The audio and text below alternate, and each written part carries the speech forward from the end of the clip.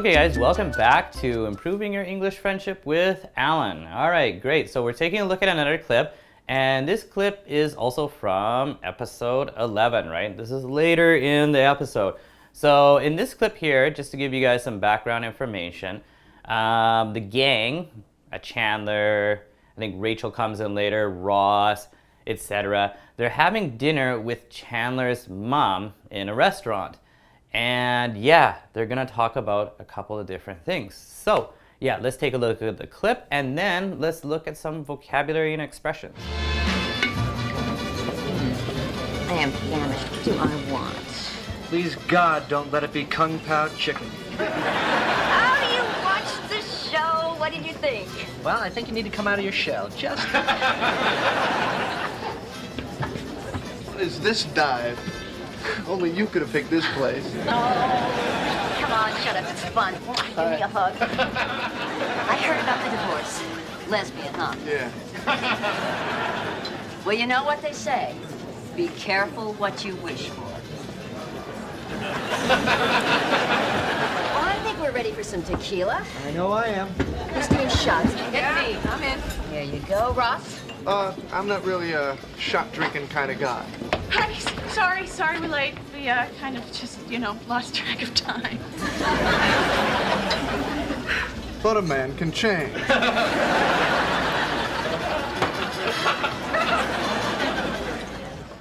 Let's take a look at the first expression. I am famished. What do I want? Please God, don't let it be Kung Pao chicken. Okay guys, so in the first thing I wanted to take a look at here is the word famished, to be famished, so it's an adjective.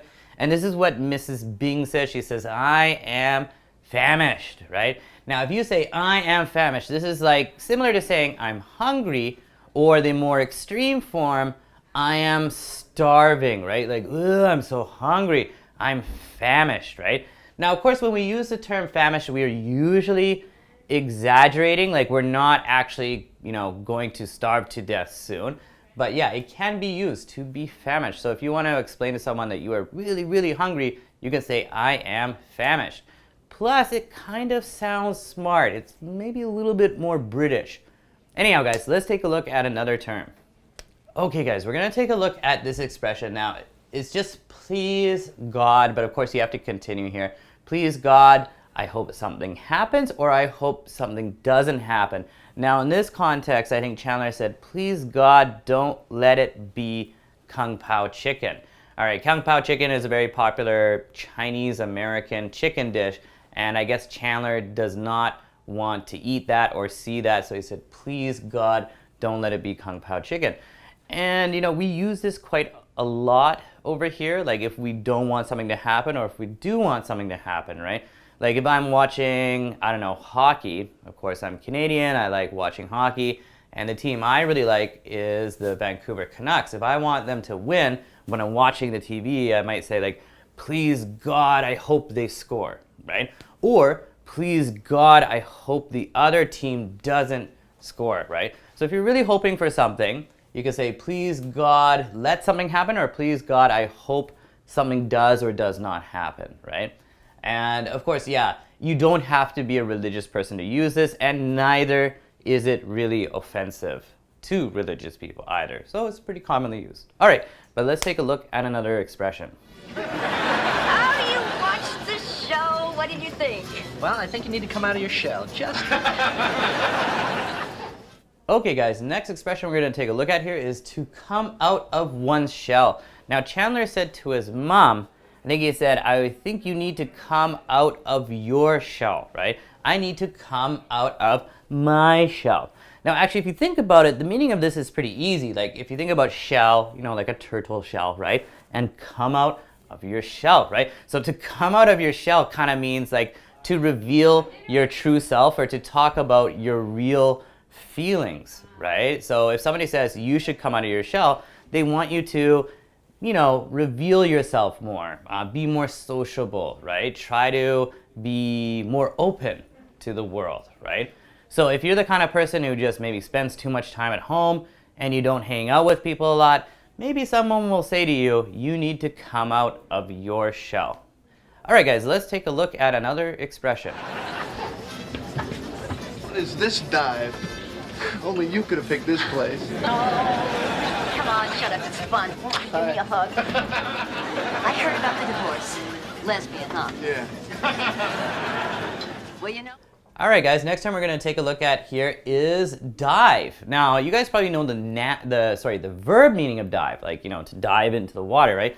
This is the noun. If somebody says, this place is a dive, what it means is that this place isn't very good. It's kind of garbage. It kind of sucks, right?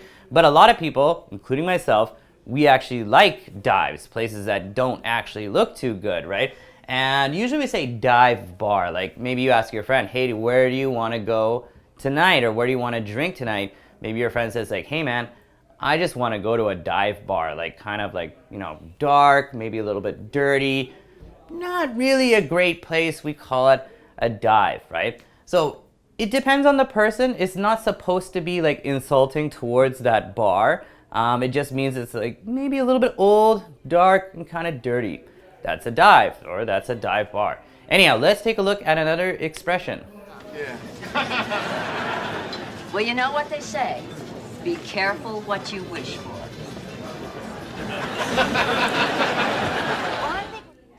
Okay, guys, so this is a really long expression to be careful what you wish for, right? Now, here, like Mrs. Bing, Chandler's mom, said to Ross, you know what they say, be careful what you wish for. And also, you know what they say is also a pretty commonly used expression. We usually say that before we use a commonly used idiom. You know what they say, da da da da da. Now, be careful what you wish for. If you think about it, it's not too hard to understand. Be careful. We know what that means, right? Be cautious.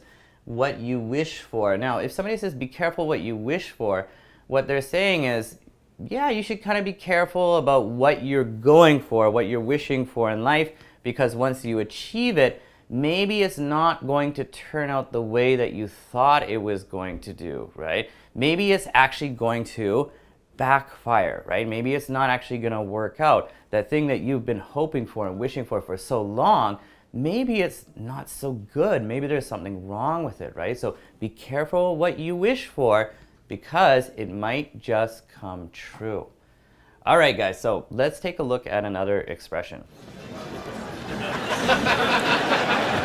I think we're ready for some tequila. I know I am. Who's doing shots? Hit me. I'm in. Here you go, Ross. I'm not really a shot drinking kind of guy. Hi. Sorry we're late. We kind of just, you know, lost track of time. But a man can change.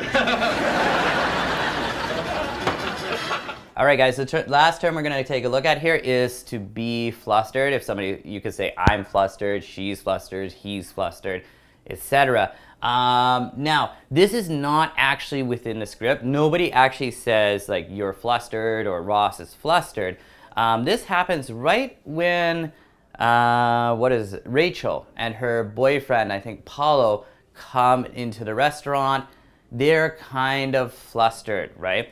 Now, when we use flustered, what we usually mean is like someone is confused or someone is agitated. And usually it's in the context that they have been rushed or they feel rushed, right? Like, so let's say you wake up late and you're like, oh my God, I gotta go to school or I gotta go to work. And you're putting on all your clothes and you rush into work and you're kind of messy and like you've forgotten some things. You're like, oh, I feel so flustered, right? You feel kind of pressured. You feel like you've been kind of pushed to do something and you're kind of confused or agitated, you're flustered, right? Anyhow, guys, just to quickly recap, let's take a look at the terms we looked at today. We got to be famished, so just remember to be very, very, very, very hungry, kind of like starving. And it kind of sounds smart if you use the word famished.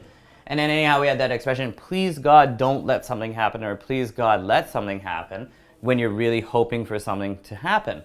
And then we had to come out of one's shell, right? So if somebody says to you, you need to come out of your shell. You need to be more sociable. You need to talk to us more. You need to reveal more about who you are.